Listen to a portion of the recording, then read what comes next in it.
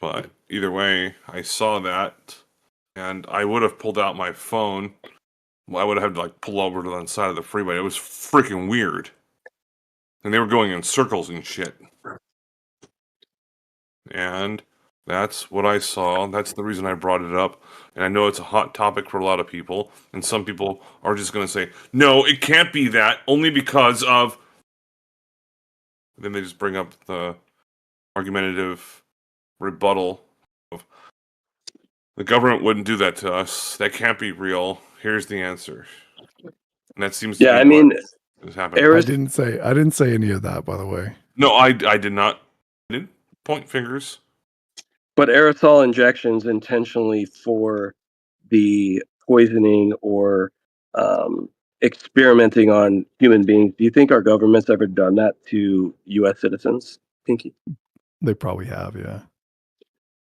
Yeah, they definitely have. It's well documented. If you look up the projects in St. Louis, Missouri, called Pruitt-Igoe, they literally would pump chemicals out of the top of these buildings on low-income, government-assisted minority populations. So do you think it's out of the realm that they might do that on a larger scale? Or did they? Why would they only do it that time? Do you think that's the only time they've ever done it? I don't know anything about that one to say definitively what it is. What I would say is if I was gonna use aerosols to poison people or do that, I would not do it from 35,000 feet over, and I wouldn't drop them like over the middle of nowhere where nobody's living, where there's nothing, you know. Sure. Well, if you wanted to test the smaller populations and figure out proper formulations, you might want to do it on a smaller scale. But if you wanted to broadcast that over large areas, right, just because you might see them overhead in what you might think is not a densely populated area, you understand that there's like wind currents and stuff that can take chemicals hundreds of miles away from where you actually see them, right? Yeah, but like you can see them up there, and the wind's not blowing them. Sure. Do you think it's possible that there is maybe more chemicals that you might not be able to physically see, and you're only seeing a portion of them? Do you think you can see all chemicals in there? Well, I would assume if they were pumping out aluminum, that would fall pretty fast to the ground. Yeah. Okay. Is it possible? Is it possible that the only thing that they were pumping out is aluminum? Well, I have a question. Is it possible that what you're seeing is actually a contrail, and then they're also just pumping chemicals out that fall straight to the ground? So aluminum on a microscopic scale, do you think that falls straight to the ground? I want you to answer my question. I answered yours. To answer mine. I didn't hear it. What did you say? Is it possible that what you're seeing, the long trails you're seeing, it's just water vapor? They're contrails, and they're also dumping chemicals out. Yeah, it's 100% possible that those are just water vapor and they're dumping chemicals. That's 100%. Okay. How do you think you would know if those are water vapor? So I answered your question, so we can go back to mine, right? Do you understand that microscopic heavy metals don't just fall straight to the ground, that they can be dispersed? Mm-hmm. I mean, they and do the winds eventually. can take them? Yep. Okay, so your claim that it would fall just directly below that, where you're seeing it, might not be a reality. It is possible that wind currents could take whatever's being dispersed hundreds of miles away from where it's actually being dispersed. Well, I'd say not without blowing the clouds. Like if the wind was going to blow some particulates, it's going to blow a cloud. Yeah, the cloud is made up of particulates. So for the cloud to persist and sit there, and then the wind would blow everything else except that, I don't think that would happen. No. Okay. Do you think that the smaller the particle is, the more it would be affected by a wind current? Yeah, I do think that's true. Okay.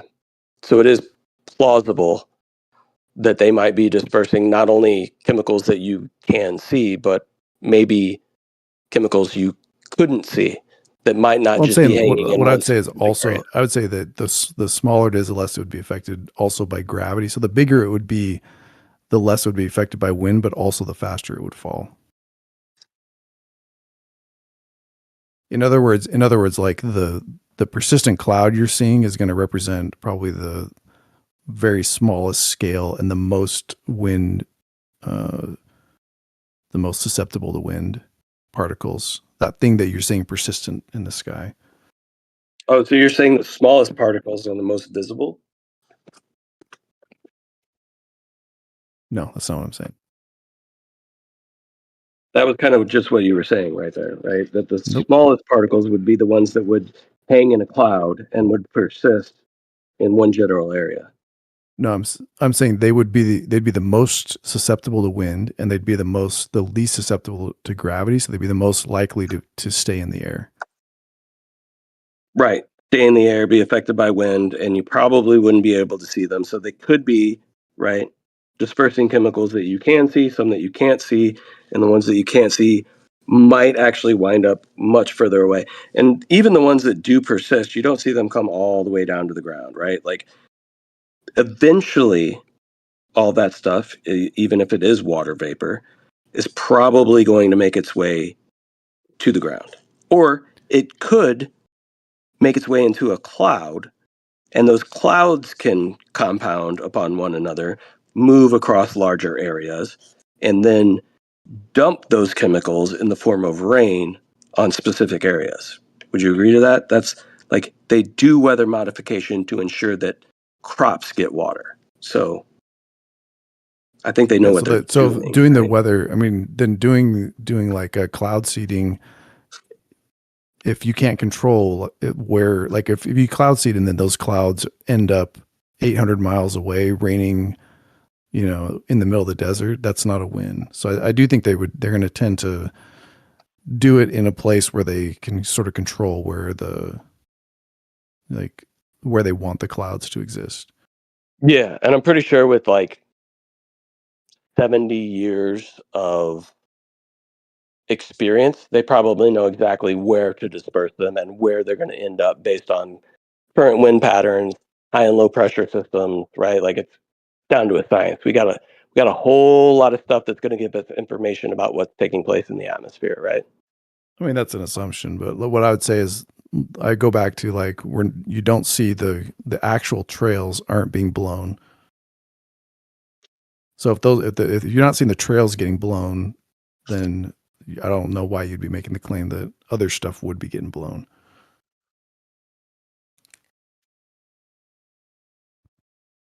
Okay, so What?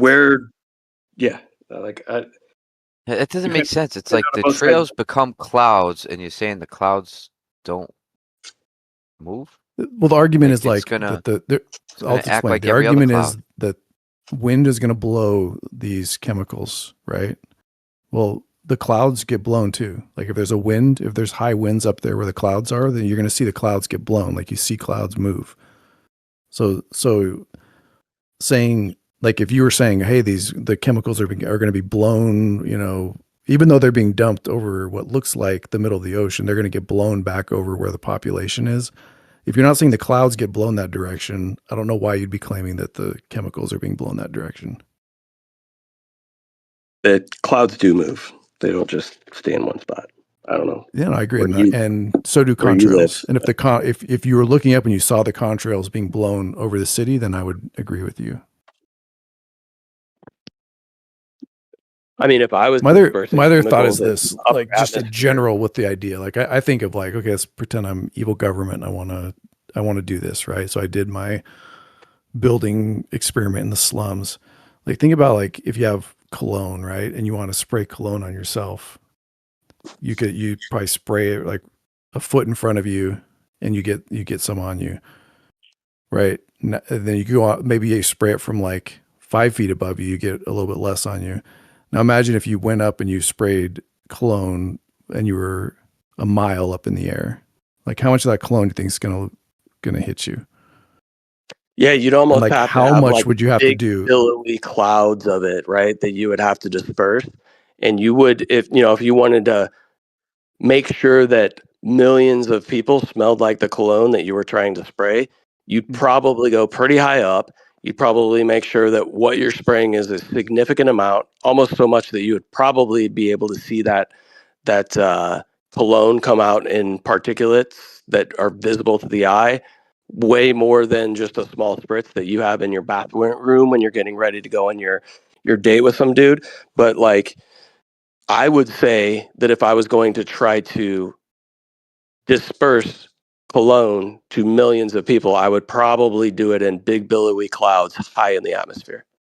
I would not. I would get a small plane and do it from, like small planes are always flying over. I would do it only where the people are. I wouldn't waste my chemicals spraying it all the way across uninhabited territory. And I would get as close as possible, because then I could cut the need I would have by, Yeah, 10, and if 15, you did that, 20, you 30 times. might be able to do it once, because even the troglodytes would realize that they're getting sprayed with some shit, right? Like, it would I be definitely wouldn't make it be obvious so like a big obvious cloud. I would make that it you would clear. not be able to continue to persist in spraying things to either modify the weather or to poison people. Like, none of us actually made those claims, right? This is what you're insinuating, right?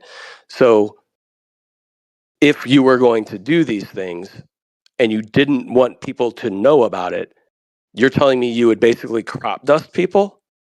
I would not make a big cloud where people are like, "Wow, what's that thing spraying out of the back of that plane?" I would make it. Oh, you'd I get would a make lot it absolutely closer to them invisible, and indetectable, spray where you couldn't tell. directly in their face, is what you're saying. Well, you'd crop dust them over and over again, is what you're That's saying? what I would do. Yeah, if I was the evil government and this was what I wanted to do, that would be way more efficient. I wouldn't make like a big cloud in the sky that would make people ask questions. Efficient in what? So what's your end goal there? So nobody's made a claim of what the end goal is, right? I would do it to make people smarter and happier. So It'd if be you like, ruled the world, you'd want people to be smarter and happier? of course. Ah, so do you think you would retain power if people were just smarter and happier? I do, yeah. Oh, okay. Do you think it's easier to control smart people or dumb people? Smart, because smart people, you can just reason with them. Oh, so you can control people much easier when they're of higher intelligence, is what actually there is. I feel like it's kind of the opposite of a bell curve. I feel like the more intelligent somebody is, or the less intelligent, like the ends of that spectrum are probably easily controlled, because there's some pretty intelligent people that are so smart that they just can't comprehend that somebody might not have their best interest at heart. There's different types of intelligence. Different types of intelligence. Like there's, book smarts, street smarts, etc. There's some people that have an incredible high level of like mathematical skill, but they like can't tie their shoes. So it's kind of a mixture. Yeah, like it. I would say, like, I don't know. You can reason with people that are intelligent, that can think outside the box, and I would do that. I would make everybody smarter, because then you could just reason with people and use use good arguments. Do you have like historical evidence, or maybe a specific example where a ruling class has found it beneficial to increase the intelligence of the people that they are ruling over, because they're more easy to reason with? Like, what are you trying to get at with this whole, you can reason with people and they can understand you? Is that like, hey, I want to take a whole bunch of your money and filter it to myself, so let me just reason with you? Do you reason that money out of people's pockets, or do you find ways to like manipulate them to get their money? Dude, this is like the weirdest line of questioning, but I'll play. I don't want to control people, and if people are smarter, then we're gonna have a better society. We're gonna be more competitive in the world, and I won't have to like, like, you've talked to people that are like so dogmatic they can't they can't like think and get outside their own heads or whatever. And so, yeah, I think the more people think and can reason, that'd be a better society. That's what I would want. So you can have an intelligent population, but I would say their ability to reason needs to be controlled in order for you to have this society that you're talking about, right? And I'm thinking when you're talking about competing on the world stage or whatever you're trying to insinuate there with intelligence, I think there's a lot of people in China that are very intelligent, but they're also extremely obedient to their government. Do you think that's beneficial to them as individuals and as a society? Or do you think that they might be better off not obeying and being as obedient to their government? No, like way better not being obedient. That's kind of my whole point. I want people to be disobedient. So you would, okay. So you're the controller of the world. Going back to you wanting to spray people, and you're telling me that a disobedient, intelligent population is one that's easier to control and to retain power. Why do you want to control everybody? For me to get what I want, yeah. Like, or what I want is just a better society with, less idiots and people who are capable. And I want to live in a place that is competitive on the world stage. I'm assuming like maybe I just control a city, or maybe I only control a state or whatever. So I'm not going to be in the mindset of like, let me make everybody as dumb as possible. I go the opposite way. And I think I like dissent. It's part of why I come in servers. I like talking to people that have different opinions. I would encourage that. I don't know. Maybe I would make a really bad, whatever, state leader. So do you think it's plausible that the government would be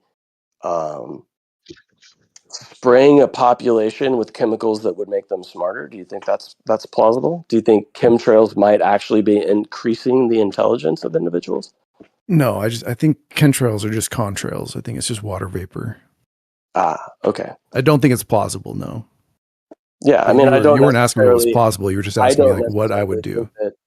I don't necessarily think that chemtrails are actually chemicals that are there to affect the population. I think there might be instances where that takes place through aerosol injections into the atmosphere, but I don't think the vast majority of them are. I think they're actually weather modification. Okay. I don't like just being in the conversation. I feel like there's a high degree of confidence, but nobody knows like how anything actually works. I've heard that they put it in the fuel. They have nozzles on the things. They've got canisters that they shoot off, and nobody knows what they're shooting. It's aluminum, but then when I push on that, it's like, well, it's probably not aluminum. They're putting in the gas tank. It's something different. So I don't know. Let's say it's highly classified. Let's say it's highly classified information. Do you think that the average person would know what is taking place? Do you think the government just lets everybody know everything that they're doing? No, but I wouldn't take a high degree of confidence on something that was classified that I wasn't privy to. And in the case of contrails, there's a perfect explanation for why we see long trails. They admit to weather modification. There's not a perfectly good explanation. They admit to cloud seeding. Contrails. Okay, so give me the science behind persistent contrails. So what needs to be taking place in the atmosphere for that to take place? What are the conditions that you're talking about? Because you keep talking about it's just the conditions. So what are these conditions? Low. So the dew point, basically when the temperature is below the dew point, so when you have like highly humid air that's super cold, such that it has ice crystals in it, you're gonna have a high chance of getting the long contrails. So the dew point, and you could replicate this, like you could see this with your car in the winter, like when if If it's a humid day and then it's really cold, you're going to see your breath, you're going to see your car exhaust, and this is stuff you can replicate in a lab all day. Yeah. I'm familiar with my breath being visible in the wintertime, right? But it's the persistence of it is what we're talking about, right? Yeah, the colder it is, the more that's going to stick around. Gotcha. So you would say chemtrails or contrails, as you call them, would be more prevalent in the northern parts of the world. Yeah. I think you're going to see Okay. more. You're going to see So more in humid, why are highly they more humid persistent? areas. So highly humid or cold? Both. Colder it is, and the more humid. And it's not about cold on the ground. It's about what the temperature and the humidity is at 35,000 feet where planes cruise. Right. So would you say you're more likely, let's say you're in a subtropical area, you're more likely to see these in a humid winter time or a humid summertime? Wintertime. Mm. So I live in a quasi-subtropical area of the world, and they are way more persistent in the summertime than in the wintertime for me. Okay. Almost non-existent in the wintertime. So why would that be taking place? You just like It's humid. if Very you're in humid if winters. you're in near a major city, you can look at the sounding. They send up. They'll measure the temperature and the humidity. They send up balloons like twice a day, and you can look. Mhm. You can actually just look and Yep. see. Yeah. I haven't found any consistencies with that. Oh, but you've looked it up? Yeah, can you point me to data to where if I'm experiencing this humidity and this temperature, that is the ripe for chemtrails? Like this is the formula that I can look for so that I can go out and physically, visually see this taking place and confirm based on what you're telling me. Yeah, you can get the sounding data. They come in these like graphs. I could show you. It's I'm called a familiar with T-skew. how to get the data. Can you give me Okay, you know what a I would T-skew be is? looking? Do you know what a T-skew is? Can you give me I what? can. I just if you don't, okay, get a T-skew chart for the that has the sounding data going up. The red line is typically temperature. The green line is typically humidity. When they cross, like typically they go Yep. different directions. When they cross Yes. at 35,000 feet, high likelihood you're going to see long chemtrails.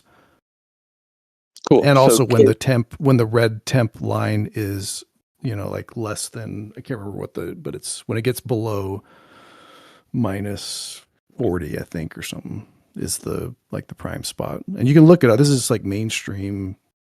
I'm not like I'm not like a not meteorology acting. expert. I Why just are looked you up the mainstream explanation. Why are you projecting as though that I'm alluding to this information not being available? I'm very familiar with this, right? And when those charts indicate that it's basically indicating when the clouds are more likely to happen, right? I don't know. Not necessarily. Okay, Clouds don't form. so Clouds don't always looking at form at the these huge exact charts place is the not planes going to give fly. you a better indication of when clouds are going to be prevalent. Sorry, what was that? I didn't hear that. So T-skew charts are not going to give you evidence as to when the possibility of clouds are going to be like more prevalent. You I mean, I don't think think so, that but that clouds takes place? form at different altitudes. So I think it is true that like you could see a certain altitude. Like okay, there's a higher likelihood that we're going to see certain types of high altitude or low altitude clouds. Clouds, Or right? So fog, for that matter. can you give me an indication as to like when we would probably see chemtrails? Give me like I just told you. I get it, right? When clouds are going to be more prevalent is when No, I it's gave more you a likely really that specific answer. And it wasn't when clouds are more likely to be prevalent. Okay, so when most planes travel at what altitude? 35,000 feet. So at 35,000 feet, what dew point and what temperature would you say would be taking place that is going to give us the probability. Actually, it would be dead to rights evidence that this is going to give chemtrails on that day. It's relative humidity, the temperature below 40, and if you look on a T-skew chart, it's when your humidity and your temperature cross. And what that means basically is the dew point is your air is super saturated, because the dew point is the temperature at which you get condensation. And so when that's combined with like ultra freezing ice conditions, then that's when you're likely to see the long ones. So have you proven that when you see these things that you say are just contrails in the sky, have you checked that data to confirm your speculation? Have you checked that it's not?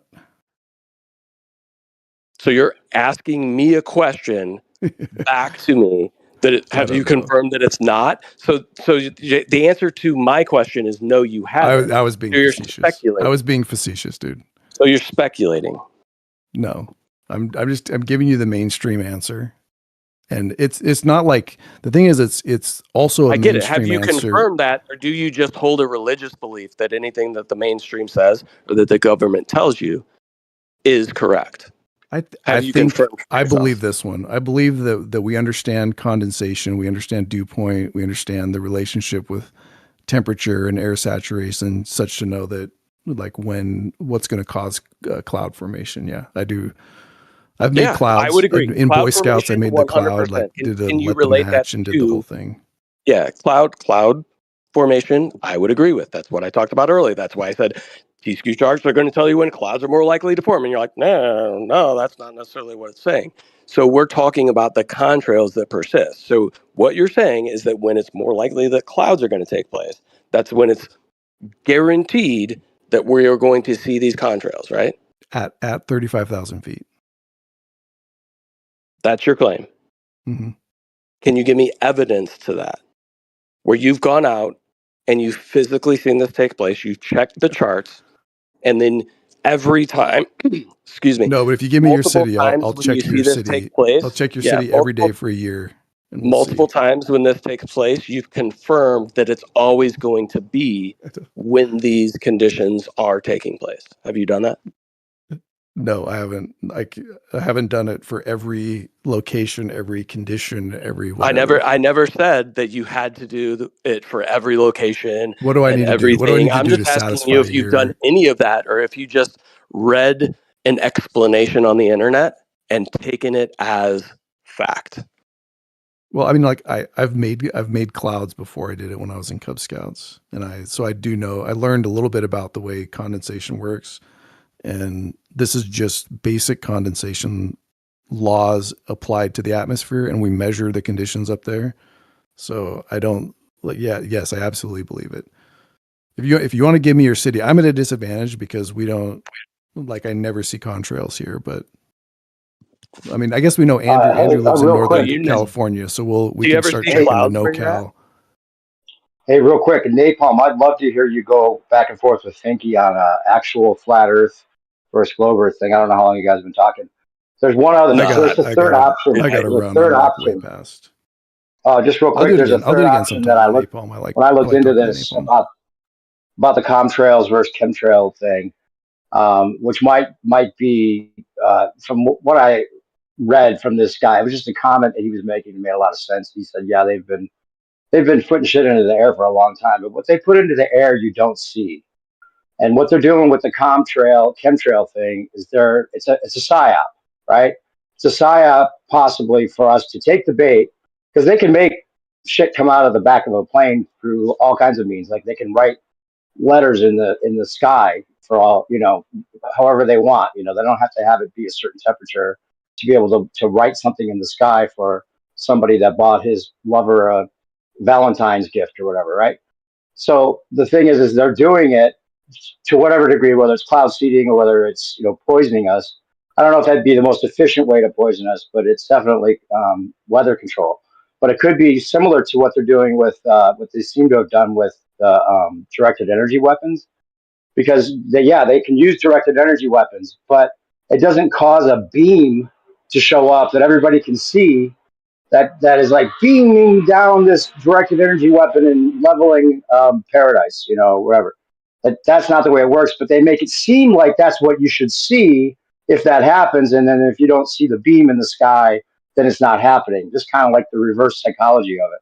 Like, so maybe the chemtrails that we think are chemtrails are actually just contrails that they're using as kind of a psyop to make everybody claim that, almost be the chemtrails are using in the back. No, look, it's just the contrails.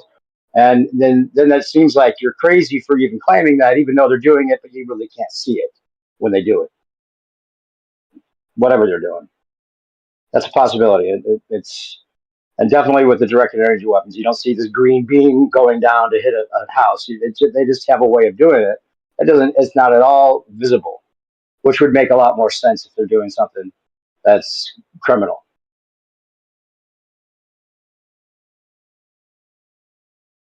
Yeah, I think that's definitely plausible. And the funny thing is, like, nobody actually made a claim as to what anybody really thinks is going on. It's just the minute you start saying chemtrails, people start spiraling, right? Like, there's no way it's possible. It's just water vapor. It's just normal water vapor. There's no way. If you think it's because they tell us everything, that's one thing. If you think the government's got your best interest at heart, then that's definitely not a good argument. All right, I got to run. Yeah. It was a good chat, Napalm. Yeah. Okay. I'm going to go back and see if you guys had other topics to hit on too. So yeah, I mean, my opinion on it, I think it's also plausible that the weather modification is used for certain. Let's just say if I had the ability to control the weather, I would definitely put a lot of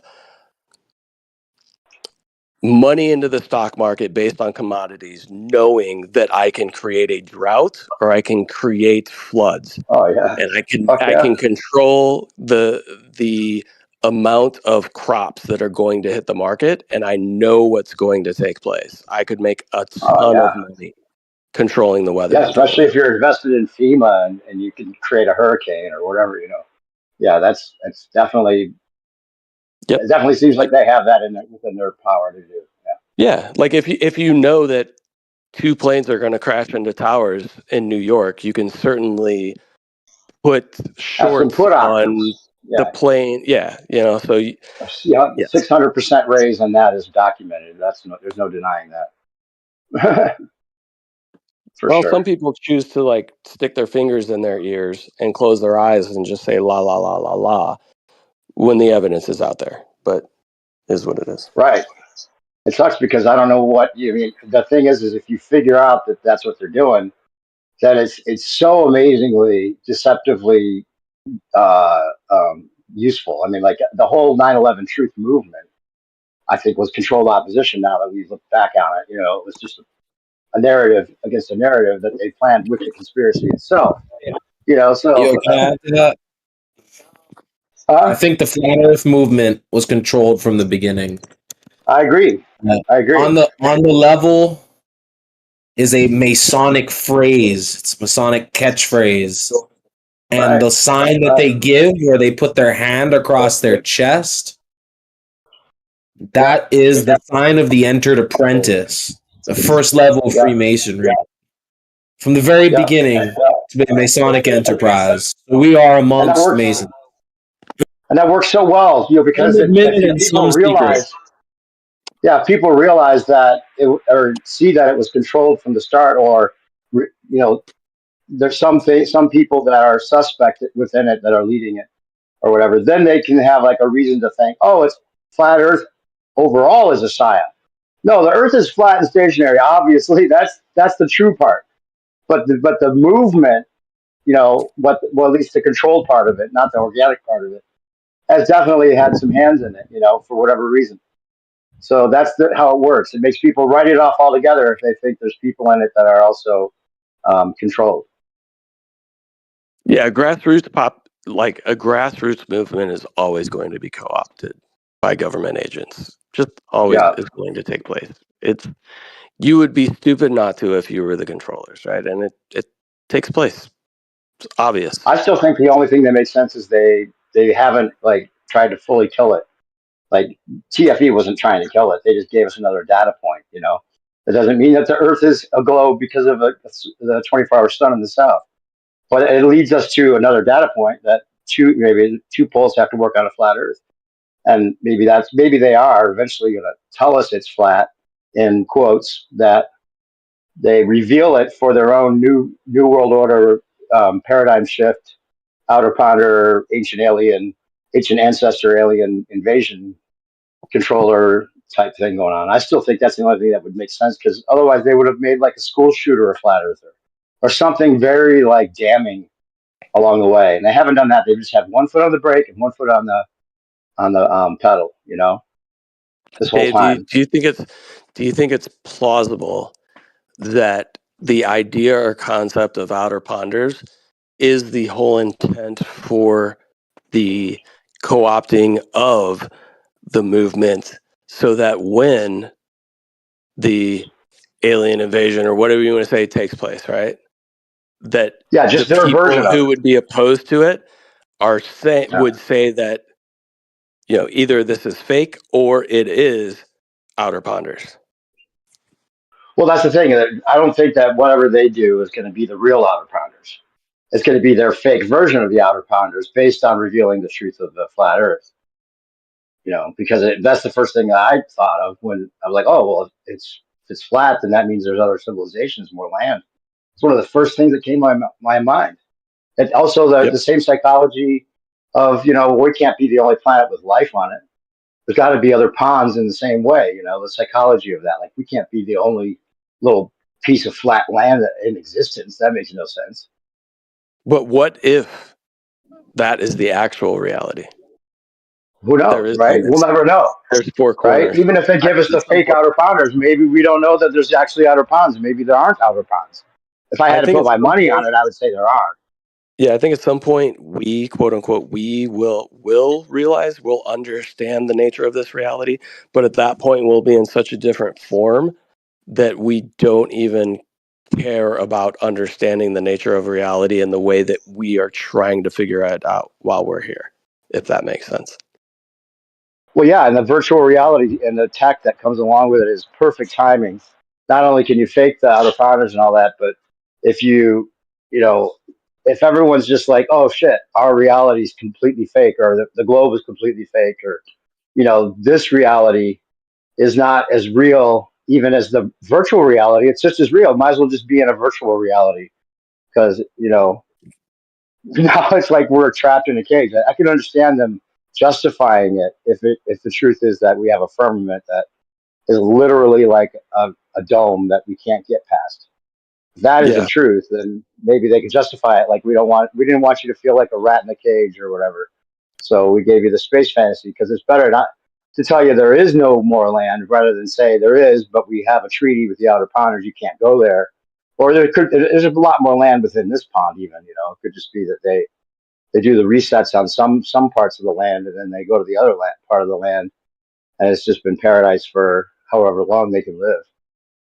Who knows? Yeah, I don't know. I don't know if it's paradise or it's more controlled, or who knows if that is the case, what is actually taking place out there or off there or whatever you want to call it. But I do feel as though we are going through a turning, right? Like we're going through a cycle, and I don't know if this is necessarily the last one, to be honest with you. The older I get, the more I continue to go, you know, long in my years. I don't know if this is the let's just paradigm shift that they're not ready to paradigm shift quite yet. Well, is that what you're saying? I think there's going to be another turning, but not in a complete dissolution end times scenario. I think there's going to be a ebb and then another flow. Yeah. Well, what good would it do them to really just have like an end time scenario where everyone's in desperation? Like I always say, they have to build on our inspiration, not a desperation. And they've got it like so locked down. They've got the internet, the digital currency now, and all these other things that are like it took a long time to get here. You know, why just like wash it all away and put people into poverty? That doesn't make any sense unless there's something cyclical with the weather or something that they know is coming that's gonna not make a difference anyway. You know, it's gonna be like really harsh times, weather-wise, possibly. Yeah, or it's been possible that these cycles have taken place. We're not in necessarily the first one. There might have been other ones previously, and once the creation starts to get too full of itself, too boastful, too technologically advanced, the creator kind of wipes the board clean and then puts a few pieces back on for it to go over again and see if the next go around is a little bit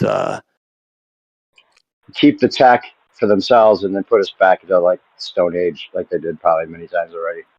Yeah, or the controllers pull the levers on that, right? So it could be one or the other, right? The controllers realize that the tech gets super advanced. Maybe they get a little bit further in their tech, wipe the slate clean, let it rebuild, even though they retain the information. Or it's possible that the creator starts to see what the creation is doing, and that the worshiping is of, you know, the self,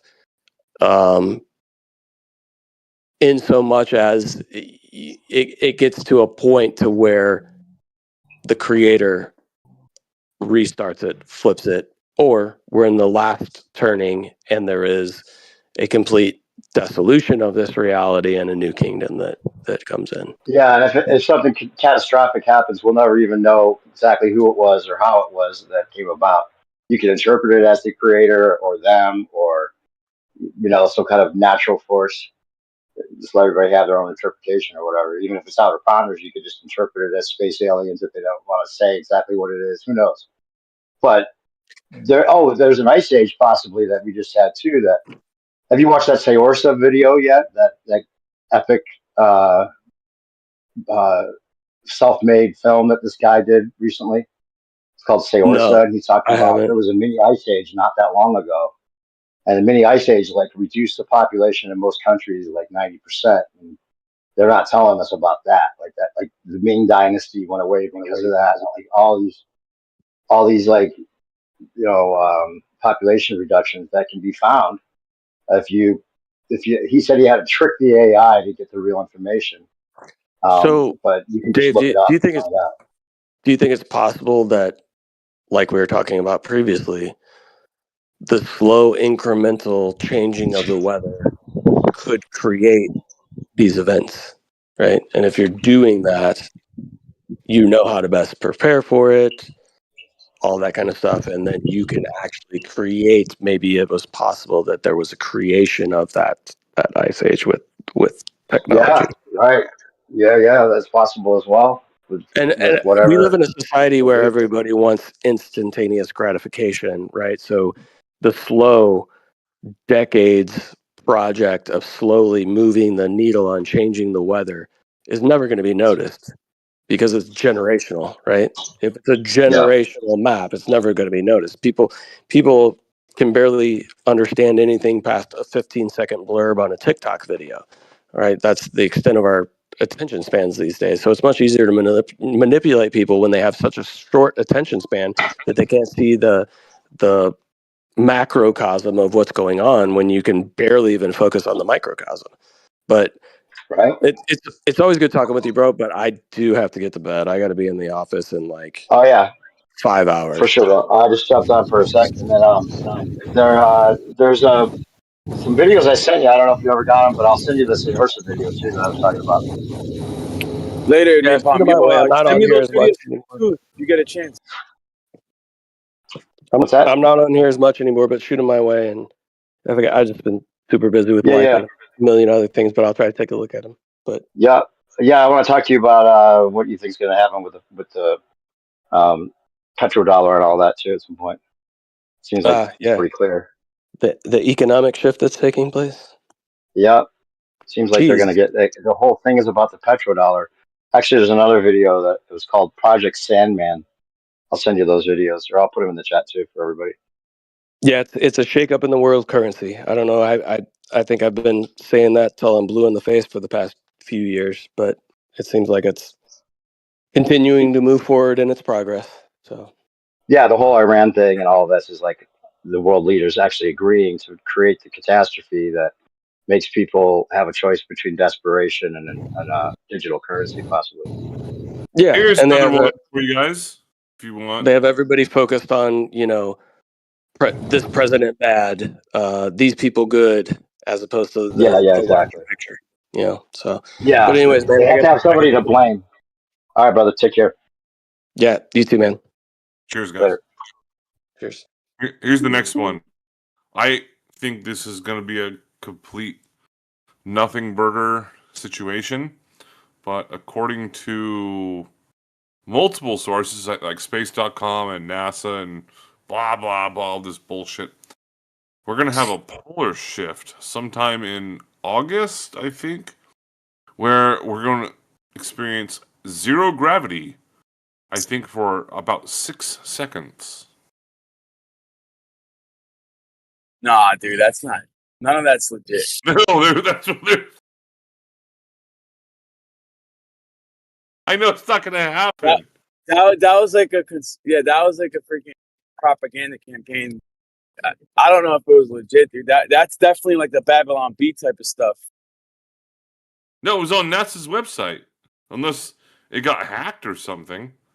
And it was on space.com. I saw it. I read it.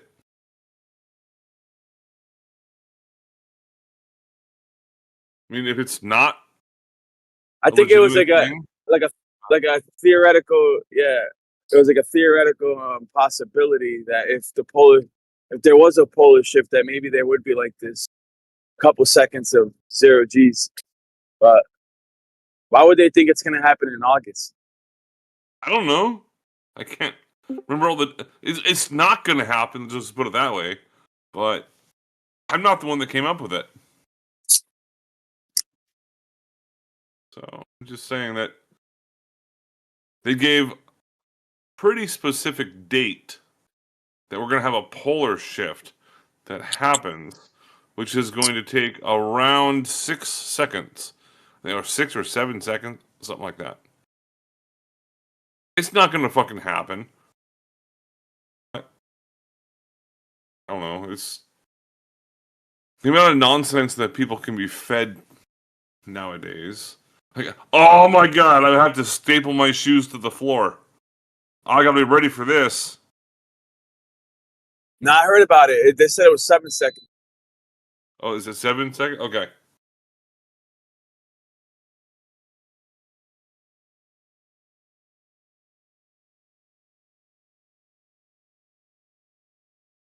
I wanted to talk to Dave about Ice Ages.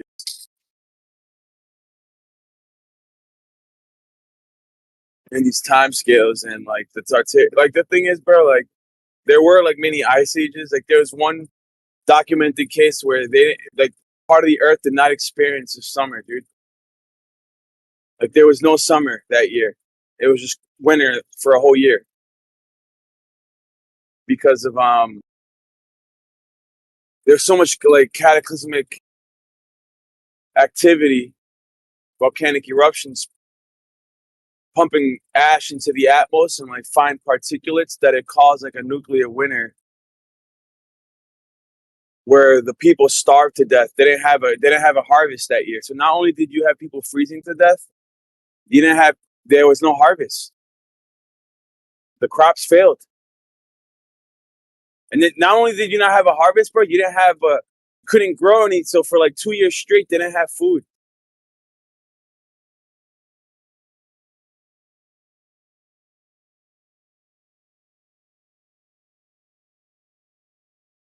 I forget what year that was, but The harvest situation I've heard about mostly in northern, like European countries, and people have had to, and also in Asian countries. Yeah, people have had to figure it out. Either you adapt and overcome, or you invade another country, then take what they have. And I think, according to the knowledge I've read and the historians and whatnot, that's why the Great Walls of China were built, because the Mongols didn't have the best type of crops to actually, in the environment for their crops, and they would just invade China all the time and take all their stuff. That's a weird thing too. That's a deep dive of a rabbit hole to go into. The Mongols saved the Catholic Church at one point. Catholic Church was almost done in, dude. Well, I've never heard of that. The Mongols came from the north. The Mongols came from the north. Basically the primitive Russians, because at that time Russia wasn't like. So the primitive Russians came down, dude, and saved the day. I was talking about it yesterday. In 1300s. Huh. All right. Yeah, they came to the assistance of the Catholic Church.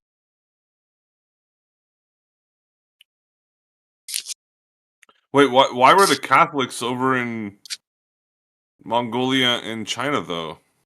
No, the Mongols came down from the north to the assistance of the Catholic Church to defeat the Ottomans. The Mongols helped defeat the Ottomans in the 1300s, killed the Caliphate, and pushed them back from Europe. I thought the Ottomans was like Europe, Middle East, not China. No, the Mongols went all the way from Asia to the Russian steppes, dude. Like modern day Russia, dude, extends to the Russian steppes. So you had Mongols coming from the north, from deep into Russia, right? Deep from Russia into Europe, dude, assisting the church. Oh, I got you. East of Europe. Okay. East of Europe. Not like Britain, east of Europe. No, like I was just stuck in the aspect of Mongolia-China border. Yeah, the Mongolians with the bow and arrow and all that kind of stuff. Yeah, I got you. Yeah, they spread all the way across Siberia and into East Europe.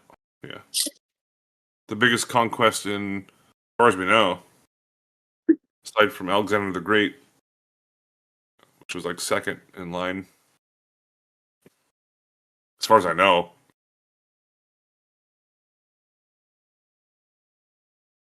There was a few times that the Russians assisted, dude.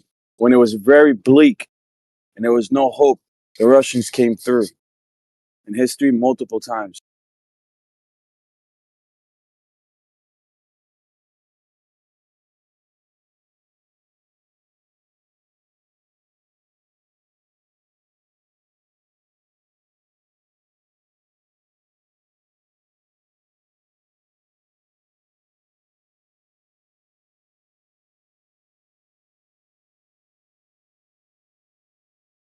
War and conquest is a very interesting thing in history that a lot of people say, all right, it happened, let's move on, because there's nothing we can do about it. But it's interesting to actually research. 100 years from now, 200 years from now, people are going to look at what's happening today and just kind of like, hand wave, dismiss it. It doesn't really matter. I think it's interesting. The truth is, dude, war is necessary, dude. I've been saying that for a while. Yes. No, we can't have wars. Like, yeah, well, you can't stop it. So, how do we? It is necessary. It's unfortunate. It's fucked jails up. Are necessary. Prison is necessary, even though there is corruption, dude. Like private prisons that take advantage.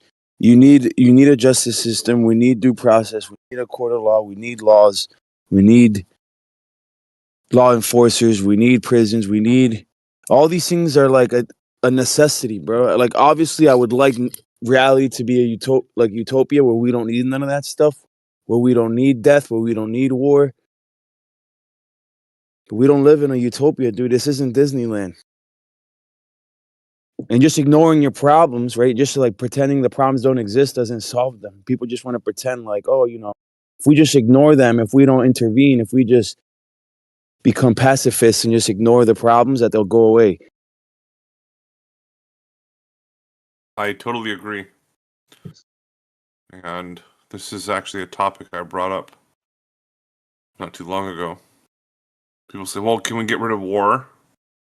The answer is no. Well, I have one way we can get rid of war. And that is to agree for every